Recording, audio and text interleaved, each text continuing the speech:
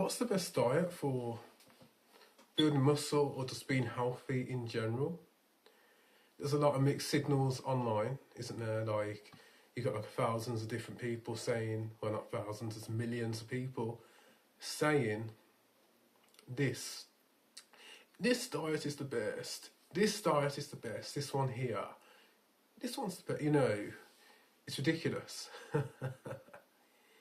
And the truth of the matter is, there's no diet for the individual. I mean, there's no one diet for everyone, you know? No. No. So the main ones are, what are they? Veganism. We'll go into that in depth another time. You got keto, which is ketosis, which is its own ball game and is a bit misunderstood as well, from what I've learnt. You've got, paleo, that's gone out the window though, that's been around. It's about 10 years ago, was it? Paleo. And then you got other forms and spin-offs of that diet. And then you've got the crazier diets, like, I'm sure there was one where a lady, she was saying, eat fruit, eat 25 bananas a day and blend it up in a smoothie and add loads of sugar into it. Yeah, I don't know who made up that idea, because that's not from history at all. No one ate like that unless they were starving to death, but why would they have that many bananas? So, the all fruit or the raw veganism, it's just a load of nonsense. It really is. It's really bad and dangerous, I'd say it's very dangerous diet advice.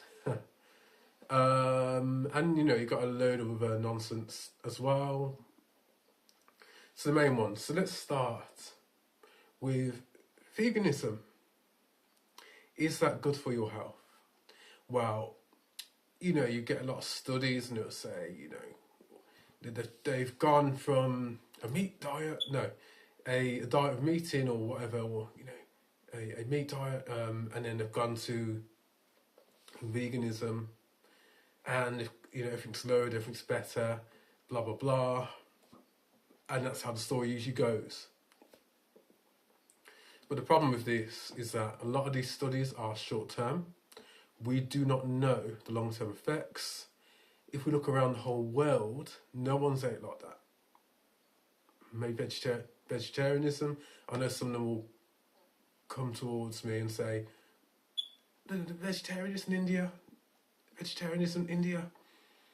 No, the vegan is India. No, that's vegetarian. Vegetarianism, not veganism. And that's like one of the only places where they eat it big like that, because the finance people haven't got the money at the time. So, not that the people probably haven't got a lot of money either. A lot of the working class don't have a lot of money in India. As we know how the sort of structure of classes in India goes, it's quite extreme, isn't it? They don't necessarily care about their people. It comes across that way, at least in my opinion. So you've got that, and there's no long-term research. It's all short-term. A lot of these people change their diet. They change the diet, obviously, and then they change their lifestyle and exercising, and they're drinking more water, and then they're lifting weights as well. So that comes into effect as well. And it just comes down to that no one's eating that way. There's no long-term research. You can't go to an old tribe or historical bit. Oh, they've ate like this, and this kept them disease-free for thousands of years. No, there's none of that there. There's none there.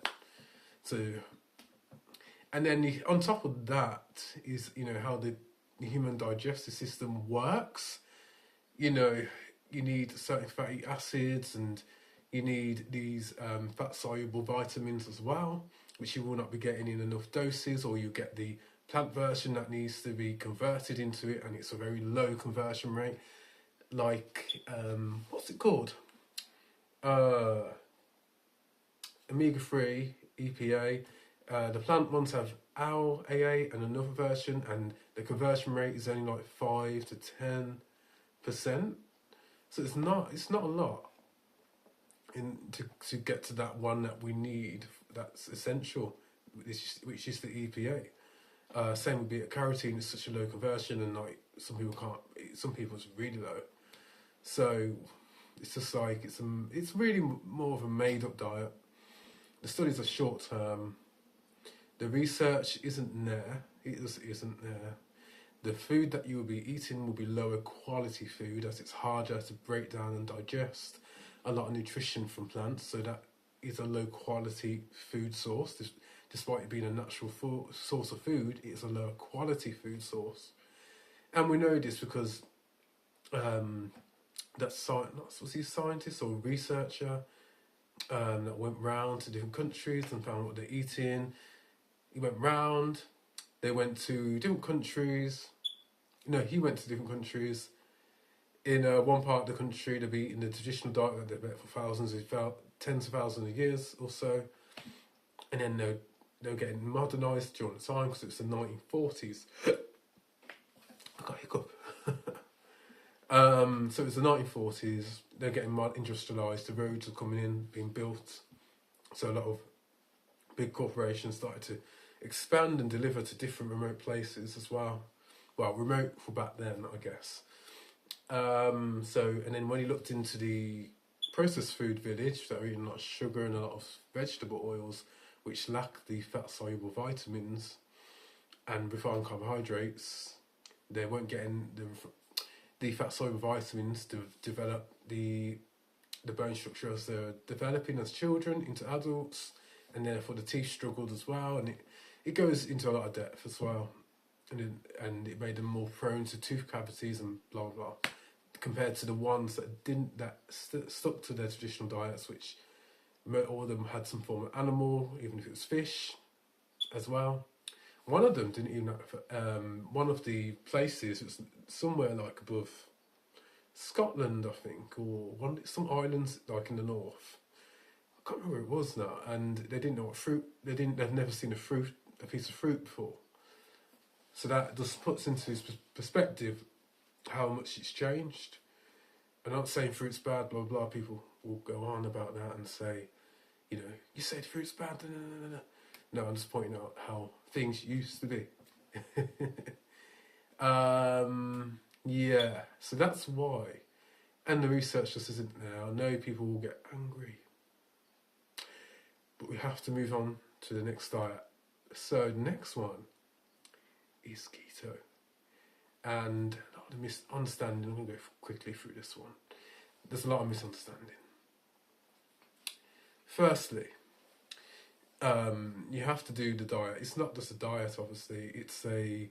You're changing your fuel source, aren't you, from carbohydrates to fat.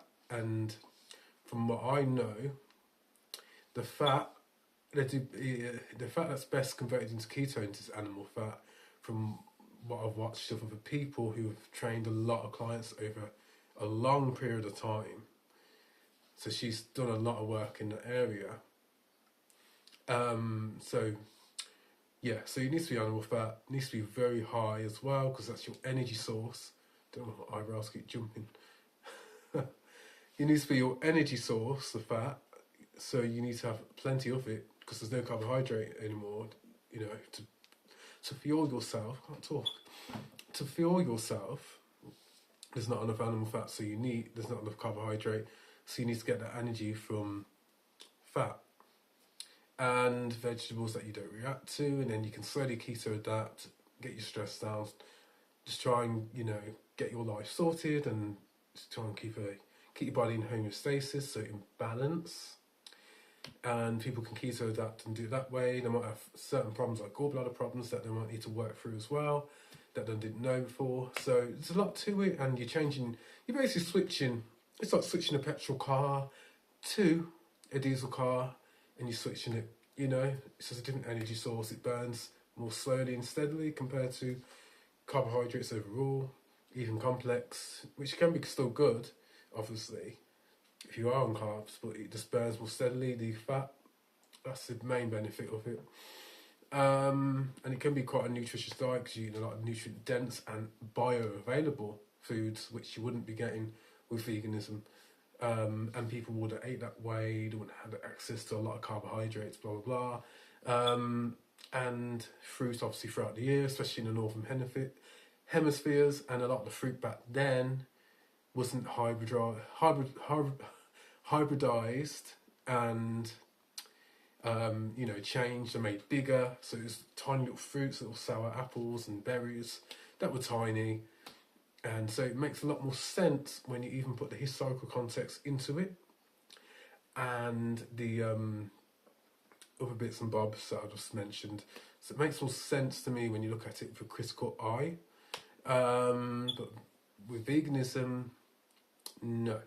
There's no, it wouldn't work about the modern food system either.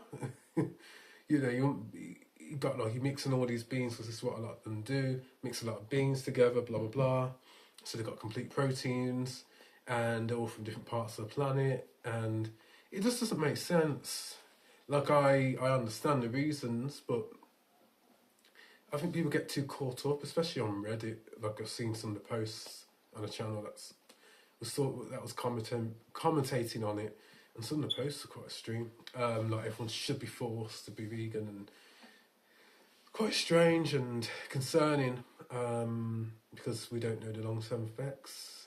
It's like people have bought into a ideology a bit, and that can happen with other diets as well, like keto and carnivore and all that. People get a bit obsessed, and they don't think critically about what they're going to do, So, I wouldn't recommend it. If you want to try it, go ahead and try it. I wouldn't do it. But if you want to try it, it would be good. I mean, it would, just figure it out. But at the end of the day, you just need to know there's no long-term research. It doesn't make sense without the modern food system. If you look at it critically, compared to other diets that would be viewed as extreme, the difference is like with keto, you're not doing it because carbs are bad. You're doing it because you want to run on fat. You want to switch to diesel instead of petrol. That's why you do it, and that's why you have to cut them out, because your body will use that. If you do eat the carbs during that diet, your body will just go back to using glucose. So that's why you don't eat them during that specific diet. That's why. So you're running on the fats, aren't you? So you want to stick to that. Blah blah blah blah blah. That's why, really. That's why you are cutting them out. You just want to stick to that fuel source. That's why. It's not because carbs are bad and you have to, it's just because you do this in this specific diet, in the context of this, you want to burn this specific fuel source, which a lot of people don't understand that. They think, but the reason why is because you want to burn this, you want to burn diesel, you don't want to burn petrol. If you do want to burn petrol, then, as we know, we've got the complex carbohydrates. Hold on. Excuse me. Complex carbohydrates, so like sweet potatoes, you can have potatoes, white rice, what else? They're really good. Parsnips, and there's a few others as well that are really good. It's more the root vegetables. You can even have bread, you can have more of a balanced approach. Get a good quality piece of bread, and see if you react to it. Some people react to the wheat in bread, and they don't realise, so it's always good to test. You can test with a glucometer as well, actually. So that if you see a blood sugar spike, it could be the bread as well, so it's going to be hard to tell. But a bigger spike than you'd think could be a sign that you are reacting to wheat.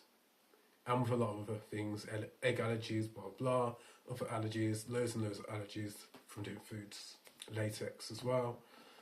So there's a lot to it. So you could go for more balanced approach, and then make sure you're getting your fat soluble, getting your fats in, so Animal fats tend to be the most nutritious. We know about saturated fat, and the science on that is quite misunderstood, isn't it, really? When you look into it with a critical mind, you'll see the science is quite misunderstood.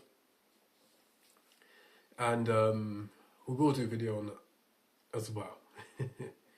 But yeah, I'd say for most people, if you don't want to do anything extreme, then you can do like a lower carb or balanced diet, as they call it, which isn't, it's a very vague term, isn't it, really? Because that can mean anything. So yeah, so you could do that. And then, so your carbs, I said your carbs, make sure you get your fats in. So real butter, quality, grass-fed if you can. In the UK, it's more likely to be that way, grass-fed, as it's more standard. In America, you need to go and source it a bit more. Yeah. And then you got tallow or beef dripping in the UK, it's called. Lard. Ghee, which is it's further purified butter, I guess you could say it is. So it's got less of the casein in, but yeah, so those are really good fats anyway, because you're getting the A, D, E and K, which are really important for your body, and the most important vitamins that your body needs, I'd say. Really important. Look at your fat soluble vitamins. That's where they come from, the actual fat of the animal. So it's quite a good, good for you. It's quite good for you, sorry. And then you got your vegetables, so your cruciferous family and your leafy greens. Some people react to certain ones, but generally cauliflower, broccoli, what else is that? Cabbage. What's it called? The stems, one of the stems. I can't remember. Yeah. So there's a lot to it. So that's what I'd say. And then with your meat, sorry, I haven't mentioned the meat. So you could have beef, you could have pork, you could have chicken, lamb. If you're in America, bison, is it bison? Bison and deer and stuff, what you have, elk and all that you can have. They're really good because they're quite nutritious. The white meats will be less nutritious, and the darker meats are more nutritionally dense. It's good to rotate between a mixture of them because they have different amounts of bacteria on, usually, from the way they are, processed after they're killed. Different amounts of bacteria on them. And you need to have a rotation of these meats so you don't become intolerant towards one. That's why. And liver, organ meats are like liver, chicken livers if you want more mild ones, if you're not used to the beef livers and the pig livers, which can be quite strong. So there's a lot to it, but having a balance for most people, I believe, works. If you want to experiment with your energy and stuff, then jumping onto keto and doing it properly and having an understanding of what ketosis is. And not just, I'm doing a keto diet, No, having an actual understanding of that, and so I'm going to switch to burning fat. This is how I do it, this is how I measure it. Having some critical thinking, and then that's how you do that. If you want to do a more balanced approach, then those foods that I mentioned are quite good. And to get good quality ones, if you can afford it, just do the best you can with what you can afford. I'd say this is supposed to be a bit more exciting, but yeah. So that's what I'd say. What's your opinion on these diets? Are they too extreme? Is carnivore too extreme? I think it can work for some people, but I think it has to be done in a certain way, similar to keto. But again, I don't think it works for everyone. So, but I definitely think an underrated food is the fats with the fat soluble vitamins. I think that's very underappreciated, and the science is slowly getting there to how they have, nourished people and how important they are.